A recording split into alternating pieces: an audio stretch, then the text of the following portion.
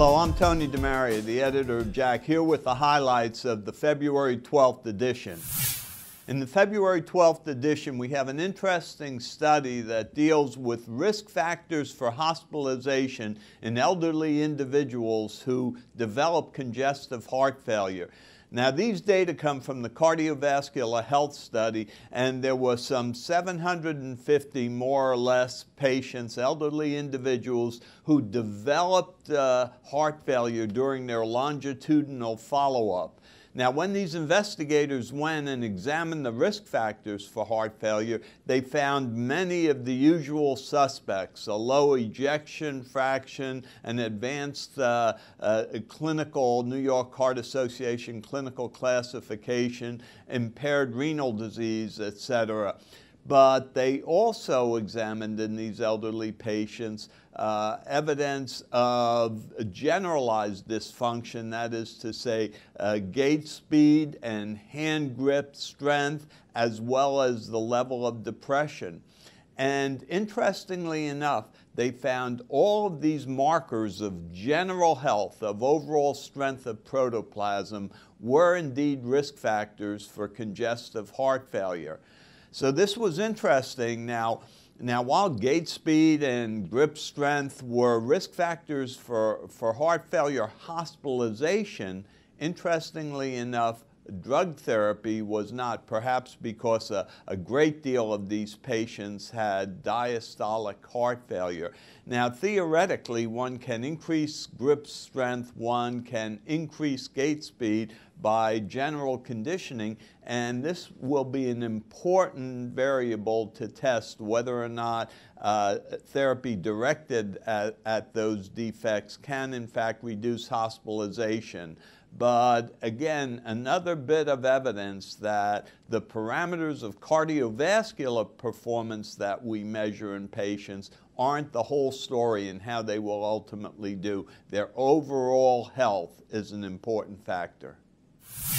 The number of biomarkers available to predict cardiovascular events continues to mushroom, and in the February 12th issue of JACC, we have a new paper on a new biomarker, growth differentiation factor 15, GDF15. And in this particular paper, GDF15 was utilized to predict morbidity and mortality in patients who are undergoing cardiac surgery.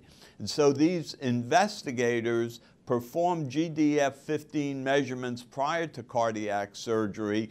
They compared it in addition to the additive Euro score for risk of heart surgery, and they also compared the results to those obtained with the biomarkers NT-proBNP and troponin. And what they found was very interesting. In addition to the Euro score, GDF15 increased the area under the curve of a receiver operating curve analysis from 0.81 to 0.85. It proved to be very valuable in reclassifying patients in terms of their risk, showing an increase in reclassification index of about 40%. Interestingly enough, GDF15 proved more valuable in addition to the Euro score than did either NT-proBNP or troponin. So that this is a new biomarker. It's one that's showing some significant promise in a number of areas. It reflects overall cardiac and vascular dysfunction. And from this study, we can see it can be very valuable in risk stratifying patients in terms of cardiac surgery in general. For years, I was under the impression from my days in medical school that early repolarization on electrocardiogram was really a benign finding. Well, we know that just several years ago, it was reported that early repolarization on ECG could be a marker of risk for ventricular fibrillation.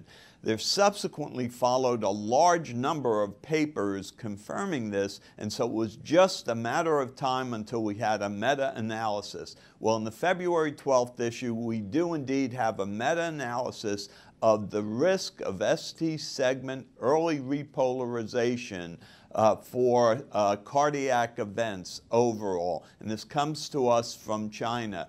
They evaluated 9 studies. They evaluated the risk of ST segment early repolarization for cardiac arrhythmias, for arrhythmic deaths, and they found unequivocally that the presence of early repolarization did predispose to arrhythmic death.